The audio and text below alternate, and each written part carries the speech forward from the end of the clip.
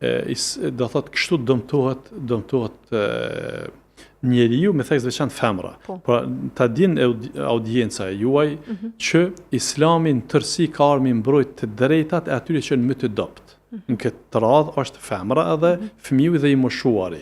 Sepse Zoti njerëz nuk i ka kriju njësoj, sepse i ka ndalë detyrat.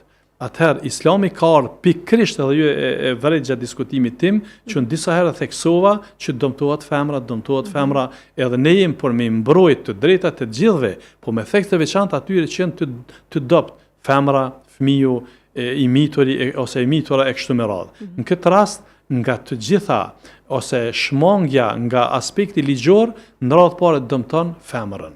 Sidomos te martesa e fshehur. Pra, nëse po themi nuk plotësohen të drejtat kurore, sa e më nuk quhet nikah, po edhe nëse plotësohen, por kjo legalizohet edhe bëhet e njohur në shoqëri, gjithsesi që shoqëria do të deformohet. Prandaj ne themi që ashtu siç ka qenë martesa tek ne ka qenë edhe në konditat fetare e plotësuar, po edhe tradicionalisht ne kemi dhënë një shembulltyr pozitive.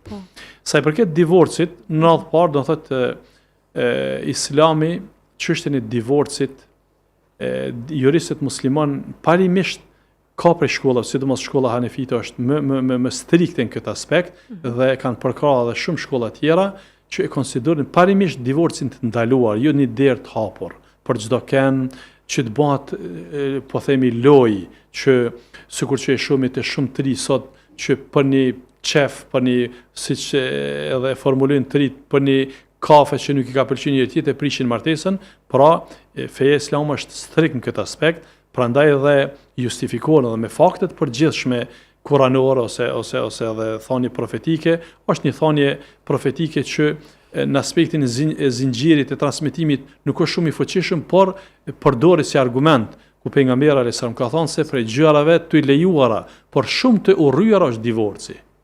Pra dhe me këtë thënie justifikohen shumë jurist me qëllim që ta mbrojnë martesën. Edhe zatën të gjitha faktet hyjnore të shpalljes kanë ardhur që me rujt martesën. Prandaj martesa vije rënohet ku fillimisht nuk ka dakordim. Unë e them shkurt edhe thjesht, nxitimi në martesë, nxitimi pa i shqyrtu gjërat mirë e rrezikon martesën ose vije deri te divorci. Për atë arsye kërkohet që periudha para fejesës, e sidomos nga fejesa deri në martesë, duhet të shqyrtohen gjërat mirë.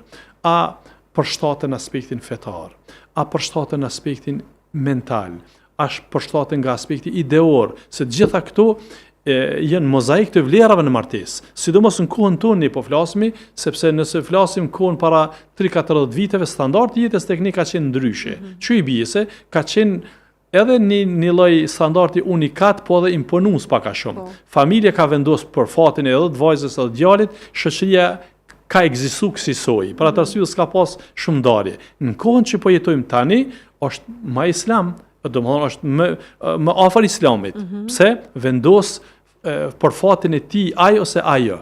Kjo është prej, do thotë, kështu thret Islami.